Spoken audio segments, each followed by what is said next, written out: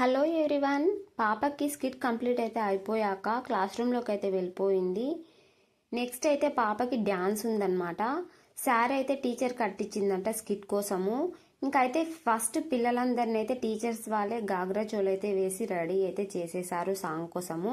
ఇంకా మా పాపకి స్కిట్ ఉన్నందువల్ల ఈ డ్రెస్ అయితే వేసుకోలేదు. ఇంకా తనకి శారీ కట్టించారంట టీచర్స్. ఇంకా నేను అక్కడ కూర్చున్నాక నాకు థాట్ వచ్చింది, టీచర్స్ వాళ్ళందరూ స్టేజ్ మీదనే ఉన్నారు కదా, ఇంకా లోపల మా పాపకి డ్రెస్ ఎవరు చేంజ్ చేస్తారా అని అనుకొని నేను క్లాస్ రూమ్లోకి అయితే వచ్చేసాను. నేను వచ్చేసరికి పాప అయితే డ్రెస్ అయితే చేంజ్ చేసుకుంది. ఇంకా నేను ఫాస్ట్గా వచ్చి పాపకి కొప్పు అయితే వేసి మేకప్ అయితే వేసి ఇలా అయితే రెడీ అయితే చేసేసాను. పిల్లలందరూ ఒకే కాస్ట్యూమ్స్ లో చాలా బాగున్నారు, కలర్ఫుల్ గా అనిపించింది నాకైతే.